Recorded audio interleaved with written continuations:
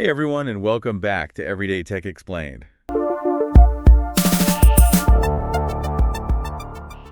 Today, we're diving into the Bark phone, that smartphone made just for kids. Yeah. And for this deep dive, we're sticking completely to what Bark themselves say on their website and in their ads. Interesting. So you could say we're getting their side of the story. I like it. Now, if you're a parent in today's world, you know the struggle. Oh, yeah. Kids want smartphones, but then we worry about what they'll find online.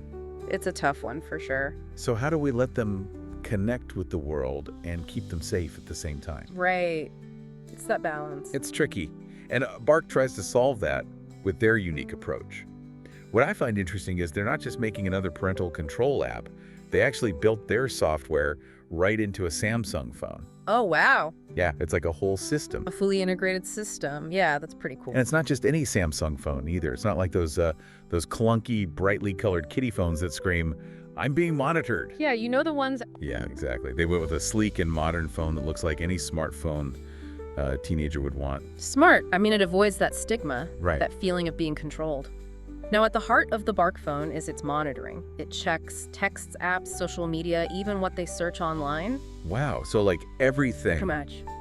And they're looking for anything that could be a risk to kids, like cyberbullying, explicit content, signs of depression, or even contact with like predators. Okay, so they're watching all this activity.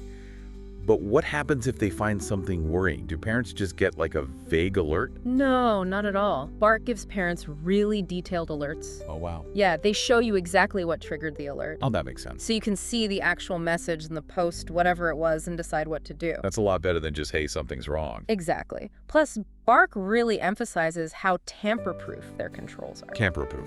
Yeah, like they try to prevent kids from deleting messages or downloading VPNs to get around things or changing settings without permission. That tamper-proof thing got my attention. How do they do that? Is it some super secure operating system? Kids can be pretty tech savvy, True. But it's not so much a whole new operating system. It's more about how deeply they integrate with Android. Since it's a Samsung Galaxy A15, Okay. they weave the Bark software into how the phone actually works. So it's more about controlling access at a deeper level, Exactly. Imagine building a house with safety features already built in. instead of trying to add them on later. Exactly. Now, no system is perfect, Of course. but Bark's way definitely seems tougher to crack than just some app blocker. Yeah, or those content filters, Right, those are way easier for a teenager to get around. especially a determined one. Oh, for sure. And it's not just about reacting to stuff they find. Oh. Bark also has features that are more like preventative, I guess you could say, like app blocking. Oh, right, like only letting them use certain apps, Exactly. Or you can set screen time limits so they can't just be on their phone all day and night. which every parent wants. And they even let you lock the phone remotely if you need to. Wow. So parents have a lot of control. They really do. It seems like they can customize it based on, how comfortable they are and how mature their kid is. I was going to say, wouldn't all that monitoring make some kids feel like they're constantly being watched? Oh, yeah, like Big Brother. Exactly, like they have zero privacy. That's a valid concern for Yeah. sure. And Bark knows that they actually address it in their FAQs. Oh, they do? Yeah, they say that their goal isn't to spy on every little thing. Okay. It's more about finding things that could actually be harmful. So not like reading every single text. Right. They say they don't do that. Their algorithms scan for keywords and phrases that are related to, the risks. So it's more about red flags than like a digital surveillance state. Exactly. Finding that balance between safety and giving kids some freedom. It's tough. They also say that this monitoring can actually improve family communication. Oh, interesting. Yeah, because parents can have better conversations with their kids about being safe online and being good digital citizens. I see what they're saying. Like it gives them something concrete to talk about. Right. But is it really genuine conversation? Or are kids just saying what they think their parents want to hear because they know they're being watched? That's a really good question. It makes you think. Yeah, about the psychology of it all. Right. Does all this surveillance, even if it's well-intentioned, just create more fear and secrecy? Or does it really build trust? That's a tough one. And it's something parents have to think about carefully. Definitely. Okay, let's talk about cost, because that's a big deal for parents. Oh, yeah. The phone itself is free, which sounds great, but there's a monthly subscription, right? Yeah, they have a few different plans. Okay. The basic one is just talk and text, and that's $39 a month.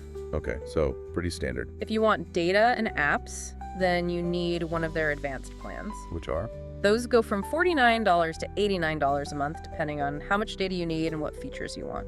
It's pretty comparable to other phone plans these days. Yeah, it is. What's different with Bark is that there's no contract. Oh, that's nice. You can cancel whenever you want, and after 3 months, you actually own the phone. Wow. So you're not stuck. Yep. That's got to be a relief for parents. It takes away some of that financial risk. But, it's still worth thinking about the long-term cost. How so? Well, if you end up paying that monthly fee for years, it could actually be more expensive than just buying a regular phone and using a separate parental control app. That's a good point. You got to weigh the convenience and features against how much it'll cost over time. Exactly. Now, how does the Bark phone compare to the competition? Right. Because there are other phones and services out there for kids. Oh yeah, a bunch actually. Bark actually has a whole section on their website comparing themselves to other options. Oh, really? Like who? Like Gab, Pinwheel, TrueMe, even iPhones with parental controls. Oh, wow. What they say makes them different is how much built-in monitoring they have. Oh, right, the tamper-proof stuff we talked about. Yep, and that you can upgrade to different plans on the same device as your kid gets older. So like they grow with your kid. Exactly. A lot of the other options rely on parents setting restrictions manually or using third-party apps. Which is a lot more work. And probably easier for kids to get around. So Bark is saying they're more comprehensive and secure Exactly. than doing it piecemeal with different phones and apps. Right, it's like a one-stop shop. They're aiming for that streamlined experience. For sure, which makes sense. Parents want things to be simple and reliable. Especially when it comes to their kids' safety online. Absolutely. Bark has a ton of testimonials on their website from families who use the phone. And are they happy with it? Seems like it. A lot of them talk about the peace of mind it gives them, knowing their kids have a phone that's made for safety. I bet. One parent even said it gives them more freedom because they don't have to constantly be checking up on what their kid is doing online. Well, that's interesting. Like it's freeing for the parents too. Yeah, but even with all these cool features, we have to think about the potential downsides. Oh yeah, there are always downsides. Some people say that this much monitoring could actually be bad for a kid's digital literacy and independence. Oh, I see. Like if we shield them from every risk, are we stopping them from learning how to be responsible online on their own? It's like they never learn to make their own decisions. Right, and that's a question Bark doesn't really answer. It's a bigger issue than just one phone. Yeah, it's about how we balance safety with autonomy in this digital age. It's tough because the internet can be a scary place. It can be.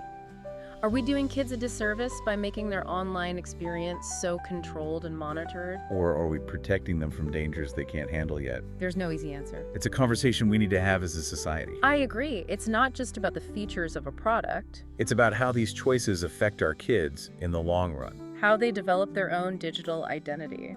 and how they learn to deal with all the complexities of the online world. Exactly. And this conversation needs to involve everyone.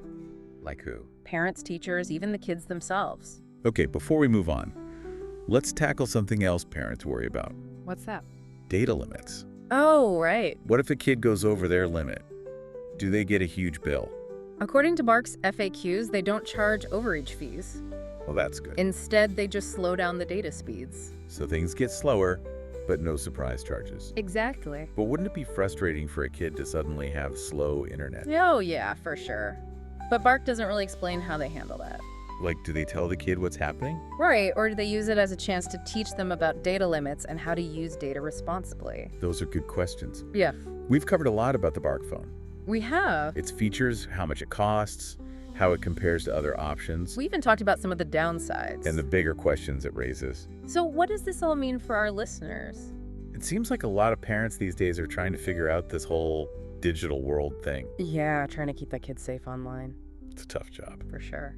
And I think the Bark phone is trying to help with that. It's not perfect, Right. but it's a pretty thorough approach. And tamper-proof, which is huge, Parents definitely want that peace of mind. especially these days. But at the end of the day, technology is just a tool. That's true. It can be used for good or bad. It's all about how we use it. Exactly. Being intentional. Great point. Well, we'd love to hear from you. If you're thinking about getting a phone for your kid, or if you already have the Bark phone, let us know what you think. Yeah, leave a comment down below. And if you found this deep dive helpful, please like and subscribe to our channel for more deep dives into the world of everyday tech. We've got lots more to explore. This has been Everyday Tech Explained. Until next time, stay curious.